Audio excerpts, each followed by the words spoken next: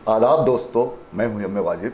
हमारे मसाइल प्रोग्राम में आज हमने मदऊ किया है अइम्मा के कौमी सदर, समाजी जहदकार और सीनियर सहाफ़ी जनाब शमशाद खादरी साहब को।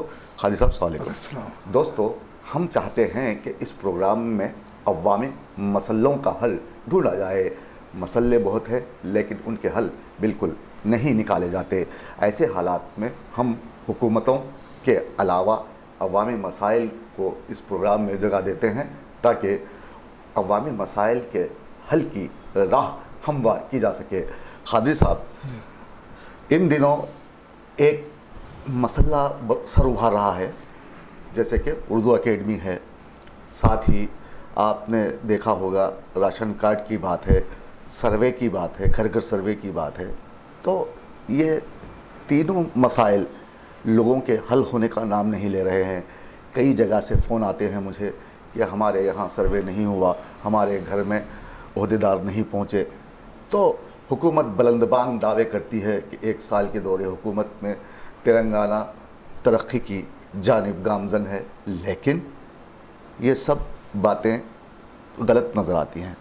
तो आपका क्या ख्याल है? सबसे पहले आप बात कीजिए उर्दू एकेडमी की, क्योंकि उर्दू एकेडमी की जानिब से बुलंदबांग दावे किए गए, उर्दू हजरात को, उर्दू सहाफ़ी हजरात को पैसे देने की बात की गई, वो भी अभी तक रोबाए अमल नहीं लाया गया जी।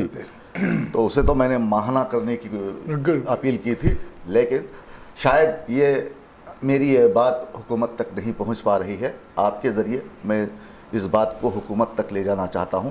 आप बताइए कि इसे किस तरह हल किया जा सकता है। बहुत बहुत शुक्रिया वाजिद साहब, आपने मुझे इस काबिल समझा कि मैं अवामी मसाइल उन तक पेश करते हुए हुकूमत तक हमारी आवाज़ पहुंच सके।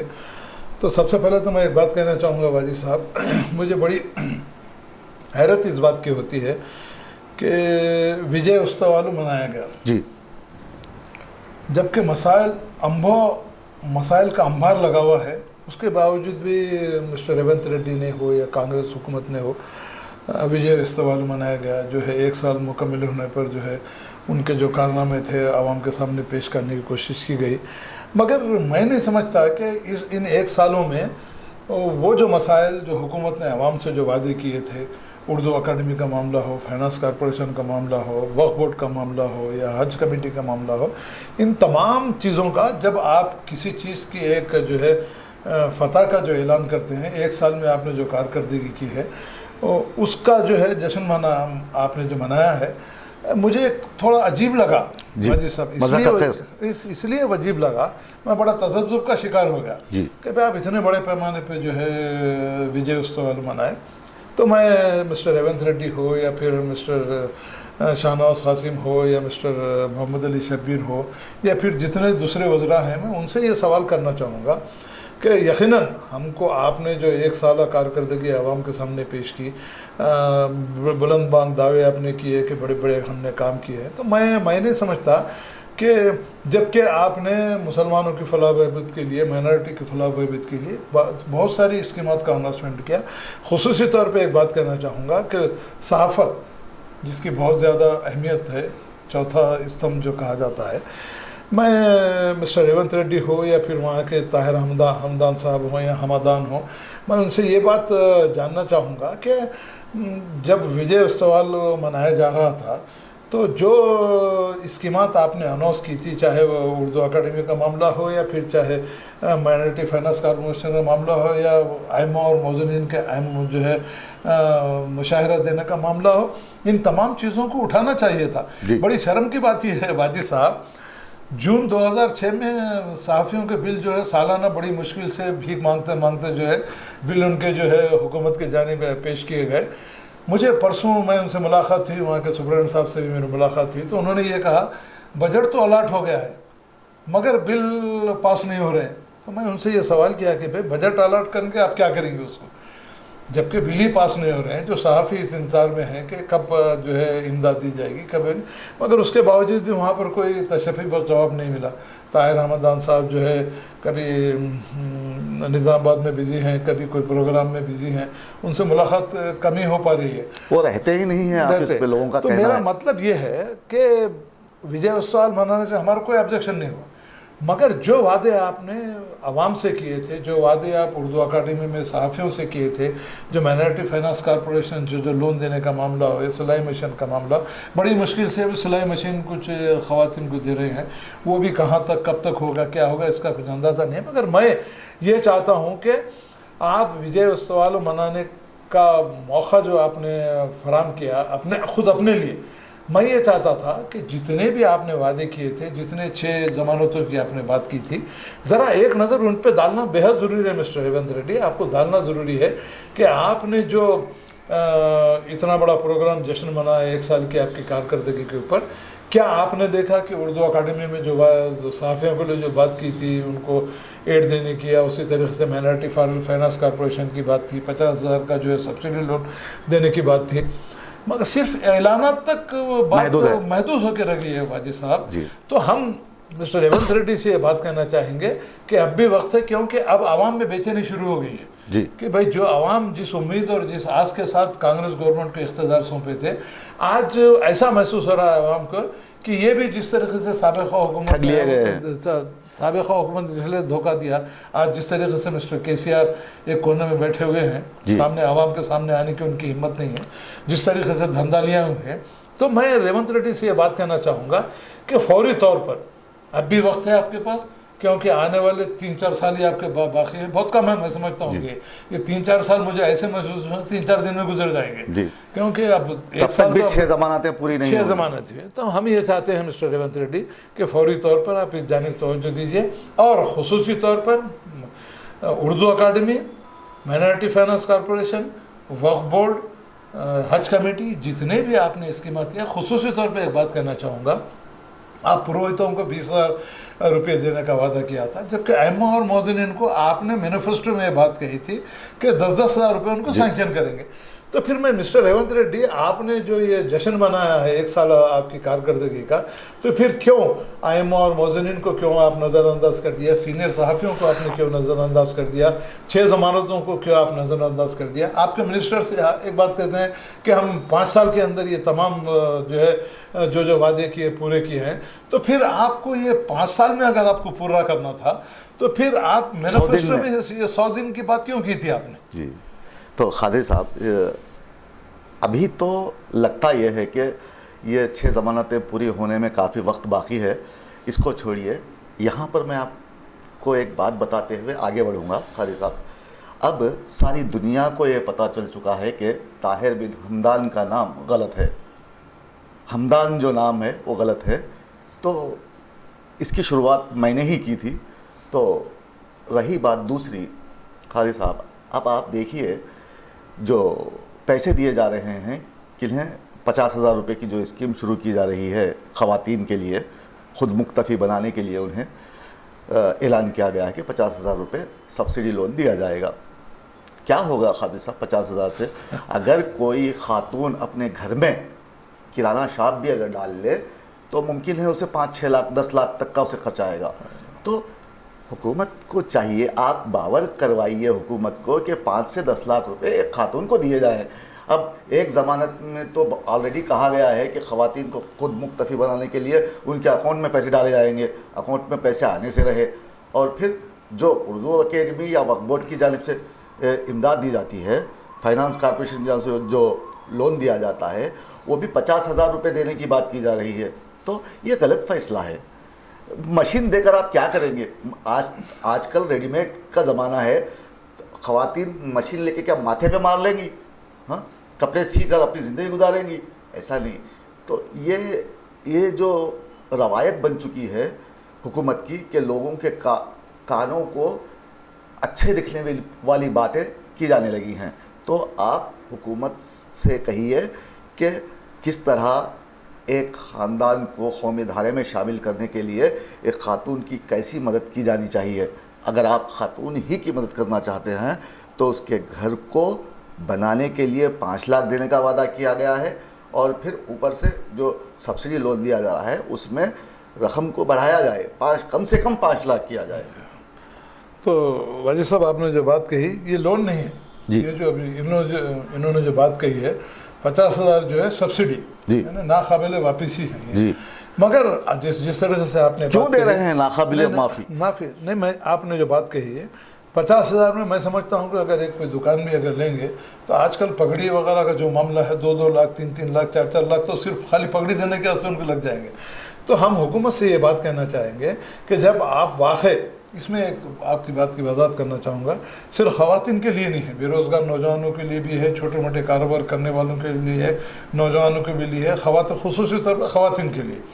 तो मैं मिस्टर रेवंत रेड्डी हो या फिर फाइनेंस मिनिस्टर हो, उनसे ये बात मैं ख़ास तौर से कहना चाहूँगा कि अगर वाक़ई आप ख़वातीन को या नौजवानों को अपने पैरों पे खड़ा करना चाहते हैं तो खातिर खा रकम आपको देना बेहद ज़रूरी है जी। वो भी सब्सिडी बैंक के बिल स्कीम के तहत अगर आप देंगे तो शरायत लागू होंगी वहाँ पे। शरायत लागू होंगे और वो लोग मिलना बड़ा मुश्किल है उन लोग को मिलना, जी। क्योंकि उसमें कुछ गलती लोग जो लोन लिए वापस भी नहीं किए, जो ब्लैक लिस्ट में आ गए हैं। तो इसलिए हम ये चाहते हैं कि आप मिस्टर रेवंत रेड्डी जानिब आपको तवज्जो देना बेहद ज़रूरी है कि कम से कम, वाजी साहब आपने जो बात कही, कम से कम अगर वाक़ई हुकूमत ये चाहती है कि बिलो पॉवर्टी लाइन के अंडर में जो लोग ज़िंदगी गुजार रहे हैं, ऐसे लोगों को, ख़वातीन हो या नौजवान हो या बेरोज़गार नौजवान हो या परेशान हाल ज़िंदगी जो बिलो पॉवर्टी लाइन में जो ख़तर गुर्बत से जो नीचे ज़िंदगी गुजार रहे हैं, उनको कम से कम, मेरा एक मशवरा है हुकूमत को कि कम से कम 5 लाख की सब्सिडी तो आपको इन लोगों को देना बेहद ज़रूरी है, ताकि एक छोटा मोटा कारोबार जो है करते हुए, अपने कदमों पे खड़े होते हुए, अपने अहल के जो 2 वक्त की रोटी का जो है फराम वो लोग कर सकते हैं। वरना 50,000 की रकम तो ऐसा है, मैं समझता हूँ कि आप वहाँ से चकदंगे घर जाने तक जो उसमें से तो समंदर में गिलास पानी डालने के बराबर। पानी दे रहा था। तो बहरकैफ मिस्टर रेवंत रेड्डी से हम ये बात कहना चाहेंगे कि आप यकीनन आपने बड़ी अच्छी स्कीमात शुरू की हैं, नज़रों के लिए बड़ी अच्छी दिख रही हैं, कानों को सुनने के लिए बड़ी अच्छी नज़र आ रही हैं, मगर इम्प्लीमेंटेशन नज़ारत है। तो हम ये चाहते हैं कि अब भी वक्त है आपके पास, जितना भी खातिर खा बजट। मेरा सबसे अहम सवाल ये है वाजिद साहब कि लोग इस जानिब तवज्जो नहीं दे रहे हैं जी। माइनॉरिटीज़ को उनके पॉपुलेशन के हिसाब से, उनके आबादी के तनासुब से बजट अलर्ट किया जाना चाहिए जी। ताकि जो लोग परेशान हाल ज़िंदगी गुजार रहे हैं, जो लोग खतर गुर्बत से जो नीचे ज़िंदगी गुजार रहे हैं, उनके लिए कुछ फ़ायदा हो सके। अब आप आबादी है 2 करोड़ आबादी माइनॉरिटीज़ नहीं खादरी साहब, मैं ये कह रहा था कि 50,000 रुपये अगर आप देंगे तो आदमी खा के मुंह पोंछ लेगा। नहीं, मैं ये आपको ये बोल रहा हूँ, 50,000 की कोई अहमियत नहीं। पॉपुलेशन के हिसाब से अगर आप बजट अलर्ट करेंगे तो उसमें कुछ खातिर खा फ़ायदा होने वाला है। वरना क्या है, आबादी है मुसलमानों की 5 लाख, आप 1 लाख के हिसाब से अगर बजट आप सैंक्शन करेंगे तो उसमें यकीनन वो फ़कीरों में जिस तरह खैरात बांटी जाती है जुमा के रोज़, उसी अंदाज में होने वाला है। तो मैं मिस्टर रेवंत रेड्डी से ये बात कहना चाहूँगा कि आप कम से कम अगर वाक़ई आपके जहन में पिछले तबक़ात को या फिर खतर गुर्बत से ज़िंदगी जो गुजार रहे हैं उनकी ज़िंदगी अगर संवारना चाहते हैं या ख़वातीन को जो है अपने ख़दमों पर खड़ा करना चाहते हैं तो कम से कम 5 लाख की सब्सिडी देनी चाहिए जी। Not from the bank. इसको जो है बैंक से मरबूत करने की आपको ज़रूरत नहीं है, वरना बैंक से आप मरबूत करेंगे तो ये पिछले 5 साल तो नहीं, हो सकता है आपकी हुकूमत बनेगी या आप नहीं भी बनेगी, या फिर और आप 5 साल हुकूमत करेंगे, किसी की हालत ज़ार ठीक होने वाली नहीं है। वादों को जिस तरीके से KCR ने बेवकूफ़ बना के जो है तेलंगाना के आवाम को बेवकूफ़ बनाते हुए तेलंगाना को जो है निचली सतह पे ला के खड़ा कर दिया है, मखरूज कर दिया है। हर आदमी के खाते में लाखों का खर्च बाकी है। लाखों का खर्च भाई। तो मिस्टर रेवंत रेड्डी अब भी वक्त है, यकीनन आप नेक नीयती पे काम कर रहे होंगे, मगर हम ये चाहते हैं कि हमारी ये तजवीज़ है एक समाजी जहदकार होने के नाते, एक सीनियर सहाफ़ी होने के नाते, क्योंकि सहाफ़त का भी बहुत बड़ा रोल है आपको इक़्तिदार पे लाने का। तो हम ये चाहते हैं कि इससे पहले भी 12 हमारे वाजिद साहब जो चीफ एडिटर हैं, इनका भी मुतालबा ये था कि ये सालाना 5,000 10,000 देने के बजाय कम से कम माहाना 5,000 रुपये सहाफ़ियों को। कितने हैं खादी साहब, उर्दू सहाफ़ी कितने हैं? गिने चुने हैं। गिने चुने हैं। और सबसे अहम बात ये कहना चाहूँगा साहब कि उर्दू अकाडमी का क़याम का मकसद ये है ताकि उर्दू को फ़रोग़ दिया जाए, उर्दू की तरक्की की जाए। उर्दू अकेडमी खुद उर्दू नहीं जानती, उर्दू को ख़त्म करने के उर्दू की तालीम को आम किया जाए, मदरसों को आम किया जाए। इन तमाम चीज़ों को जहन में रखते हुए मिस्टर रेवंत रेड्डी आपको चाहिए कि ज़्यादा से ज़्यादा बजट उर्दू अकाडमी को मुख्तस किया जाए और जो सहाफ़ी हैं उनका सर्वे कीजिए, ऐसे कितने सहाफ़ी हैं, उनसे उनके हालात को अगर ठीक करना है तो आपको ये चाहिए कि माहाना कम से कम 5,000 रुपये एक सहाफ़ी को देना बेहद ज़रूरी है, ताकि उनकी अपनी ज़िंदगी में कुछ ना कुछ सुधार आ सके। चलिए खादिर साहब, अब बात करते हैं घर घर सर्वे की। घर घर सर्वे, लोगों का फ़ोन आ रहा है, घर घर सर्वे हो नहीं रहा है, कहीं हो रहा है तो लोग पूछ रहे हैं कहाँ हो रहा है। तो ऐसे में ये जो प्रोग्राम है घर घर सर्वे का, मरदमशुमारी का, ये नाकाम होता दिखाई दे रहा है। आप क्या समझते हैं? नहीं, देखिए, आपने जो बात कही, जिस ज़ोरों शोर से जो है सर्वे का प्रोग्राम शुरू किया गया था, उसका कुछ 40 दिन या 1 महीने का कुछ प्रोग्राम रखे थे उसको मुकम्मल करने का।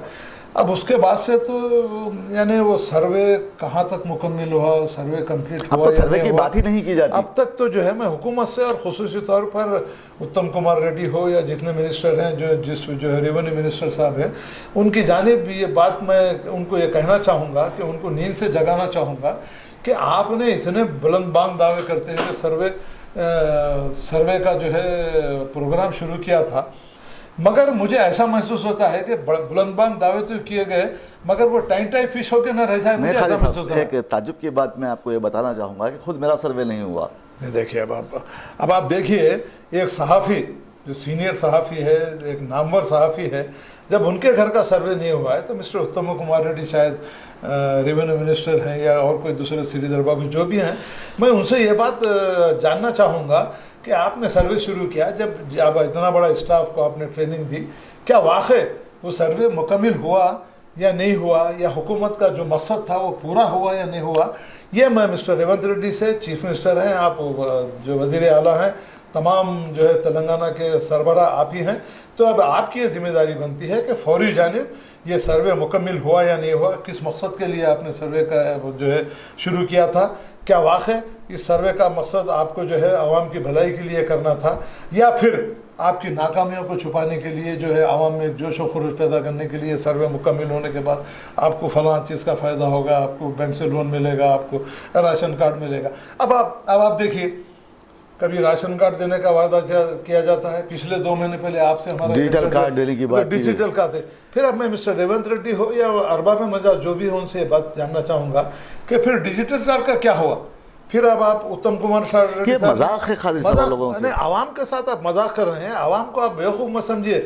मिस्टर रेवंत रेड्डी, आप ये समझ जाइए कि सिर्फ आवाम को बातों से बहला देंगे या उनको जो है बेवकूफ़ बनाएंगे, अब होने वाला नहीं है। आवाम में शऊर जो है बेदार पैदा हो चुका है, और ख़ास तौर से सहाफ़त भी इस बात को जो है आगे बढ़ने वाली है कि अगर आप अब भी नहीं समझेंगे तो फिर आपके लिए हुकूमत चलाना भी मुश्किल है, और आने वाले इलेक्शन में आपको नवेश्ती दीवार पढ़ लेना बेहद ज़रूरी है। क्योंकि अरे आप जिस तरीके से वादे किए थे, कम से कम उसमें से 50% भी अगर मिस्टर रेवंत रेड्डी आप वादे पूरे करते तो आवाम में जो एतमाद आपके पैदा हुआ था, आपको जो हुकूमत आपके हवाले की थी, उनमें कुछ एतमाद बहाल होता था, लोग कुछ खुशी से आगे आप आने वाली हुकूमत में भी आपकी मदद करने की कोशिश करते थे।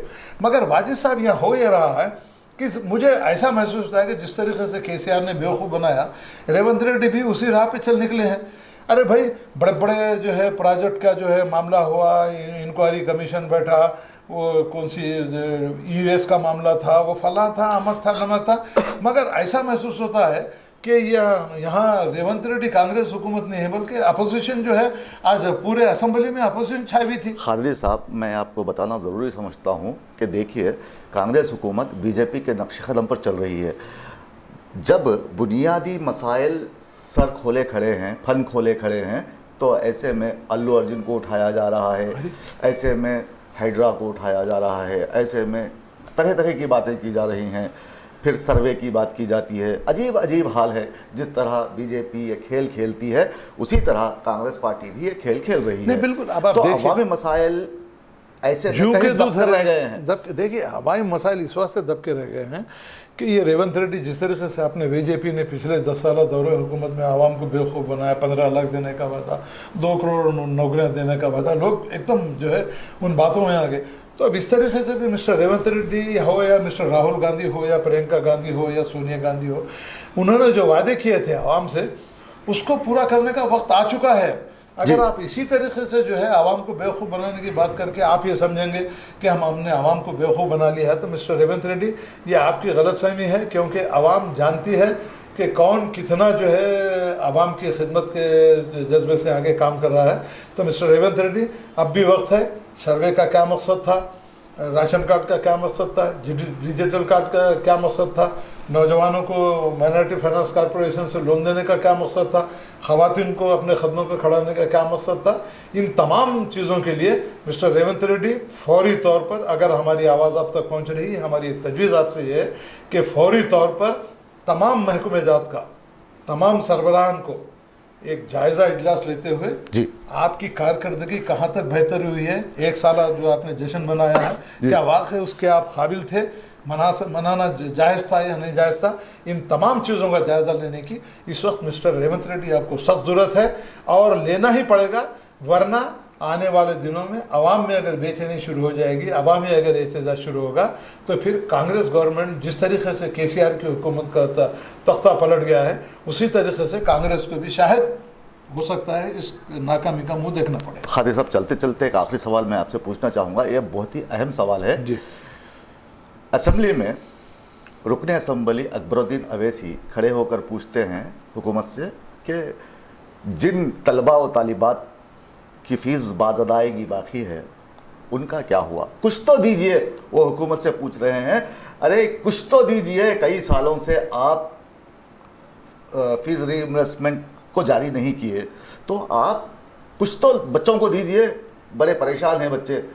तो इस बारे में क्या कहेंगे आप? साहब, इतना अहम और इतना जो है वक्त की ये सवाल जो आपको उठाना बेहद ज़रूरी था। जो माँ बाप अपने जेवरात फला अमला सब सारे मुसीबतें उठाते खर्च करते हुए बच्चों को बाहर भेजाए, इस उम्मीद के साथ कि वो 20 लाख रुपए फीस बाहर का अलग है खादी साहब, नहीं, ये मैं यहाँ के बच्चों की अच्छा, बात फीस रिएम्बर्समेंट जो दो साल से फीस रिएम्बर्समेंट। लास्ट टाइम के आपके हमारे इंटरव्यू में भी ये बात आई थी, हमने हुकूमत से वादा भी, हम उनसे अपील भी की थी, उनसे मुतालबा भी किया था कि भाई आप जब ऐलान कर चुके थे, तो इससे पहले भी मैं बारहा ये बात कह चुका हूँ कि किसी चीज़ का भी ऐलान करने से पहले तखमीना करना बेहद जरूरी है। खुद असेंबली में अकबरुद्दीन अवैसी ने यही बात कही थी, आप वादे पूरे कीजिए लेकिन पहले देख तो लीजिए कितना खर्चा आ रहा है, कितना खर्चा। नहीं, इससे पहले हमारे जो आपका हमारा जो इंटरव्यू है, हम ये बात कहे कि किसी भी स्कीम को शुरू करने से पहले उसका कितना खर्चा आएगा, कितना जो है हमको खर्च उसको देना पड़ेगा, कितना जो है हम उसकी भरपाई कर सकते हैं, इन तमाम चीज़ों का जायज़ा लेने के बाद ही वाजिद साहब वादे किए जाने चाहिए। अब फीस रिएम्बर्समेंट का मामला ऐसा है, इतने गरीब तुलबा इस आस उम्मीद पे थे कि फीस रिएम्बर्समेंट आ जाएगी तो उनकी तालीम जारी रहेगी, आगे पढ़ते हुए अब उन्हें एग्जाम में बैठने की इजाज़त नहीं दी जा रही है। अब कॉलेज का यह हाल है कि हालांकि हम हुकूमत सर्कुलर इशू करने के बावजूद भी कोई कॉलेजेस मानने के तैयार नहीं है। तो मैं मिस्टर रेवंत रेड्डी आपसे बात कहना चाहूँगा कि जब आप सरबराह हुकूमत हैं, ये आपकी अपनी जिम्मेदारी बनती है कि जब आपने वादा किया था, तो अब ये नौजवान लड़के लड़कियां जो फीस रिएम्बर्स के लिए तड़प रहे हैं, आपके हमारे अब्दुल अजीज़ कायद मिस्टर अकबरुद्दीन अवैसी ने जो सवाल मिस्टर रेवंत रेड्डी से किया है असेंबली में, काबिल मुबारकबाद है। कुछ तो दीजिए। देखिए आप कितनी शर्म की बात है, कुछ तो दीजिए मिस्टर रेवंत रेड्डी।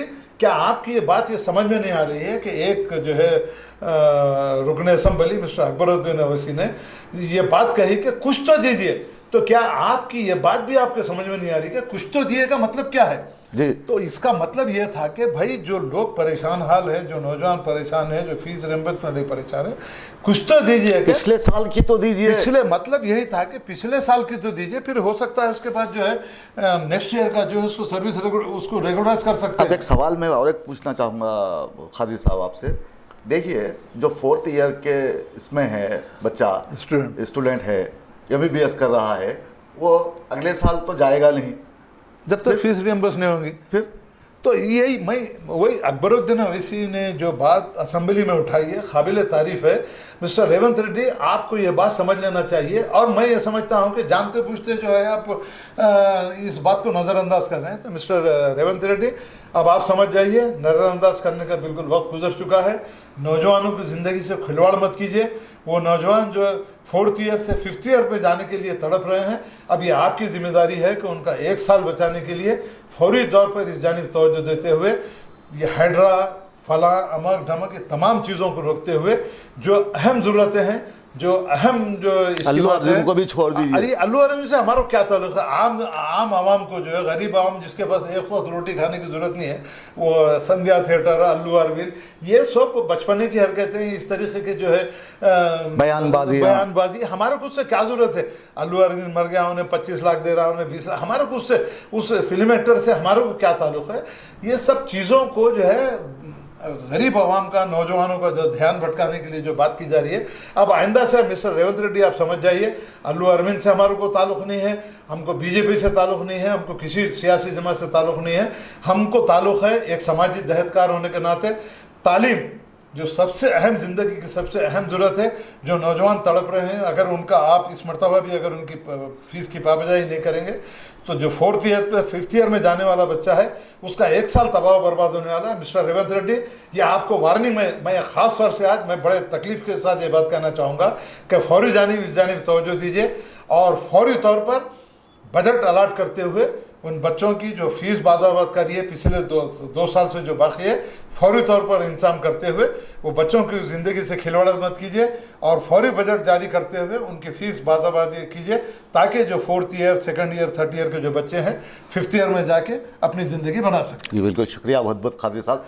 दोस्तों, खादिर साहब ये कहना चाह रहे थे कि मौजूदा हुकूमत जिस तरह की बेवकूफ़ी कर रही है, एक नाअहल आदमी को MLC बनाने के बाद सस्ती तशहीर के लिए तरह तरह के बहाने बना रही है, बहाने ढूंढ रही है और अवाम को ठगा जा रहा है और मसाइल जूं के तुम बरकरार है। तो खादिर साहब मौजूदा बरसर इक़्तिदार हुकूमत को ये कहना चाहते हैं कि अवामी मसाइल की एकसुई की जानिब ध्यान दिया जाए, वरना अवाम में एक बदनज़मी आ जाएगी और हुकूमत का तख्ता पलटते देर नहीं लगेगी। आप देख रहे थे हमारे मसाइल। मुझे दीजिए इजाज़त। आदाब, शब बख़ैर।